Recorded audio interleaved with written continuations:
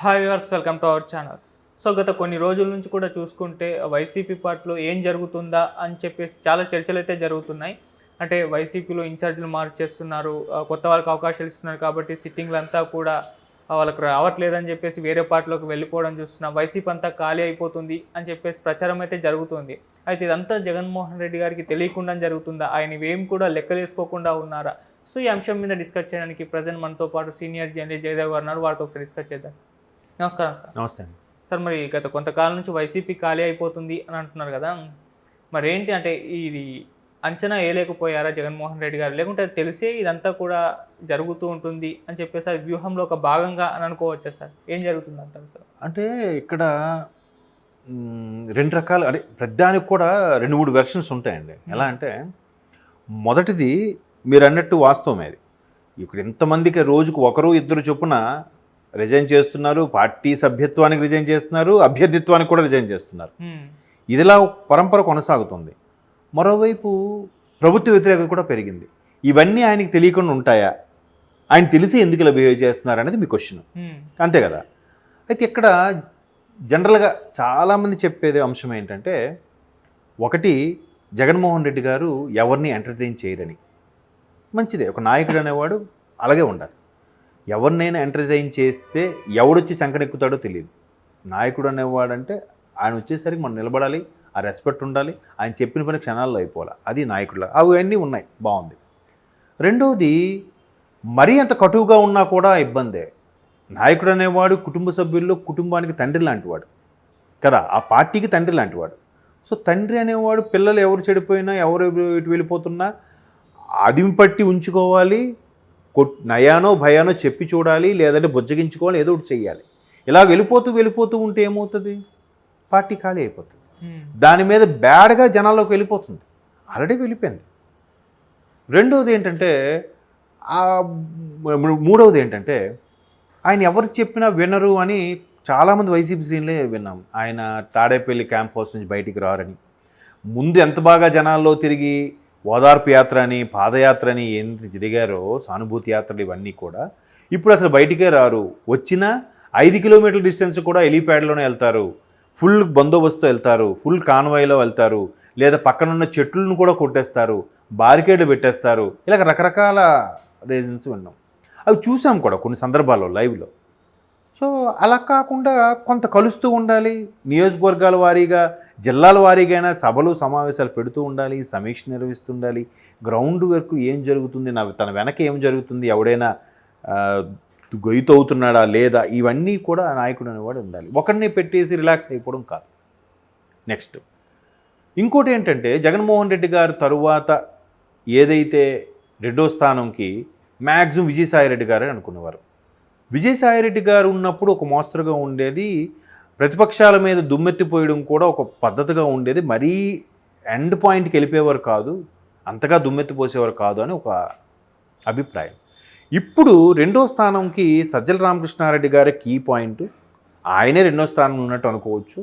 ఆయన వచ్చాక ప్రతిపక్షాల మీద మరీ వల్గర్ వర్డ్స్తో మాట్లాడడము, అనకూడని పదాలతో అనడము ఎక్కువయ్యింది. అలాగే ఎవరు ఎక్కువైతే వాళ్ళే ముఖ్యమంత్రి గారికి కానీ, సజ్జల రామకృష్ణారెడ్డి గారికి కానీ చేరువవుతారు. తద్వారా వాళ్ళకి అన్ని పనులు అవుతాయి, వాళ్ళకు ఒక పరపతి ఉంటుంది, వాళ్ళకు ఒక నేము ఫేము వస్తుందని ఒక అభిప్రాయం ఉంది. అయితే నిజమేనేమో అనిపిస్తుంది. ఇప్పుడు ప్రతిదీ కూడా జగన్మోహన్ రెడ్డి గారి దృష్టిలో పడాలి అంటే ఖచ్చితంగా చంద్రబాబు గారిని తిట్టాలి, లేదా పవన్ కళ్యాణ్ గారి పెళ్ళిళ్ళ గురించి మాట్లాడాలి, లేదా లోకేష్ గారు తడబాటు పప్పు అని మాట్లాడాలి. ఇలాంటివి కొన్ని కండిషన్స్ ఉన్నాయని కూడా మనం చాలా రకాల వార్తల్లో చూసాం, సోషల్ మీడియాలో కూడా చాలా వరకు వైరల్ అయ్యాయి. అంటే ఇలాగ ఇన్ని రకాలుగా ఆయన ఇన్ని యాంగిల్స్ ఉన్నప్పుడు మేబీ ఆయన తెలిసేనేమో, తెలిసి ఇవన్నీ జరుగుతున్నాయేమో, తెలిసిన నా ఫోటో మీద గెలిచారని ఆయన అనుకుంటున్నారేమో.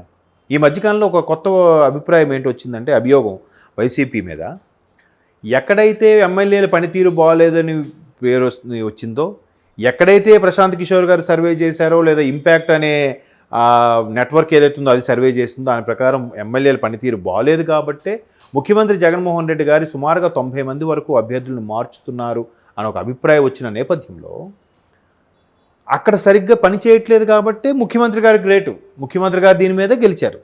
ఒకవేళ ఓడిపోతే ఎమ్మెల్యేల వల్ల ఓడిపోయారు. గెలిస్తే ఈయన ఫోటో వల్ల గెలిచారని చెప్తున్నారు, ఈయన పథకాల వల్ల గెలిచారని చెప్తున్నారు. ఓడిపోతే ఎమ్మెల్యే పనితీరు బాగోలేదు అని చెప్తున్నారు. ఇందులో వాస్తవం ఏంటి? యథా రాజా తథా ప్రజ అన్నారు కదా. మరి నాయకుడు సరిగ్గా ఉంటే ఎక్కడెక్కడ వెంటనే నిర్వహించి వాళ్ళకి ఏదో చెప్పి చేయించవచ్చు కదా. ఎందుకు? నెక్స్ట్ ప్రతిదీ కూడా ఒక ప్రోటోకాల్గా నడవాలి. ఇప్పుడు ఒక సిస్టమేటిక్గా వెళ్ళాలి. ఇప్పుడు మీరు ఒక ఆఫీసులో ఉన్నారు, మీకు లీవ్ కావాలంటే ఏం చేయాలి? మీ పై బాస్కి అడగాలి. మీరు వెళ్ళి డైరెక్ట్గా ఎండీకి అడగరుగా కదా. తర్వాత మీకు సార్ ఇయర్ నాకు ఇంక్రిమెంట్ ఇవ్వలేదు, ఇవ్వండి, శాలరీ హైక్ చేయండి. మీరు ఎవరిని అడగాలి? డైరెక్ట్గా ఎండీని అడగకూడదు, మీ పైన బాస్ని అడగాలి. ఆ పై బాస్ని చెప్తారు.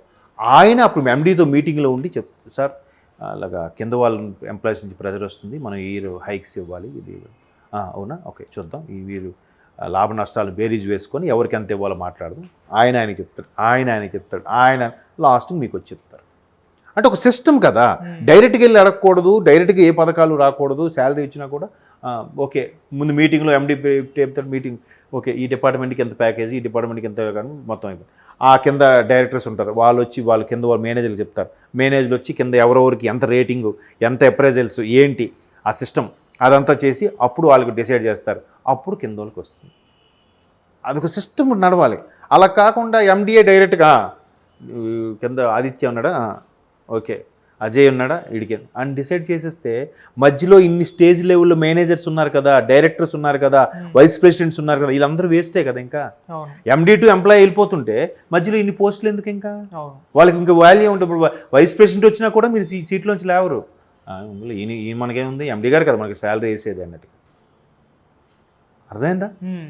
అలాగా ఈయన కొన్ని బటన్స్ నొక్కే కార్యక్రమాలు కొన్నిటి వరకు ఓకే, అన్నిటికీ పెట్టి ఈయనే మొత్తం నడిపించడం వల్ల మంత్రులకు కూడా వాల్యూ లేదనే ఒక అభిప్రాయం కూడా ఉంది వైసీపీలో ప్రభుత్వం కదా. మరి ఇవన్నీ మరి ఆయనకి తెలిసి చేస్తున్నారా, తెలియజేస్తున్నారా లేదా? నేను 151 స్థానాలు గెలుచుకున్నాను కాబట్టి నేను ఖచ్చితంగా నా ఫోటో మీద మళ్ళీ గెలుస్తామనే కాన్ఫిడెన్స్ లెవెల్స్ వల్ల ఎక్కువ అవడం వల్ల అలా ఉన్నారా అనేది మరి రాబోయే రోజుల్లో ప్రజలే నిర్ణయిస్తారు. మరి అంతే కదా. ఇప్పుడు ఒక్కొక్కరుగా విడిపోతున్నప్పుడు ఆయన తెలిసి రావాలి కదా ఏపాటికే, అరే మనం తీసుకున్న నిర్ణయం కరెక్ట్గా కాదా, లేదంటే నేను కూడా కొన్ని సందర్భాలు అనుకునేవాడిని, అరే ముఖ్యమంత్రి అనే వ్యక్తికి ఇట్లా జరుగుతుంది కదా, గ్రౌండ్ లెవెల్లో ఇలాగ అనుకుంటున్నారు కదా, ఈయనేం సర్వే చేస్తాడా, చెప్తాడా, లేదా ఎవరైనా కింద స్థాయి వ్యక్తులు చెప్పినప్పుడు వింటున్నాడా, ఏం జరుగుతుందని సమాచారం అడిగి తెలుసుకుంటున్నాడా, అది ఉంటుంది. ఎందుకంటే కొన్ని సందర్భాలు మీరు అబ్జర్వ్ చేయండి, ఎండీ అనేవాడు ఒక కంపెనీ ఎండీ కానీ ఒక కంపెనీ బాస్ అనేవాడు డ్రైవర్లతో డిస్కస్ చేస్తుంటారు. ఏంటమ్మా ఏ కంపెనీలో ఏమనుకుంటున్నారు మన గురించి, లేదంటే మనం రీసెంట్గా మనం ఒక పథకం పెట్టాం కదా, ఆ పథకం గురించి ప్రజల అభిప్రాయం ఏంటి అని పిఏ, డ్రైవరు లేదా ఇంట్లో వంట మనిషి సామాన్యుల గురించి అడిగి తెలుసుకుంటారు. మరీ అందరికీ వెళ్ళి అడగలేరు కాబట్టి కదా. సో అలాగ తెలుసుకునే ప్రయత్నమైనా చేయాలి. మేబీ చేయట్లేదేమో.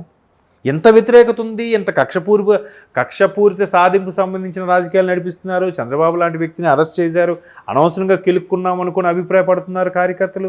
రోజుకొకరు పార్టీని వీడి వెళ్ళిపోతున్నారు, రిజైన్ చేస్తున్నారు.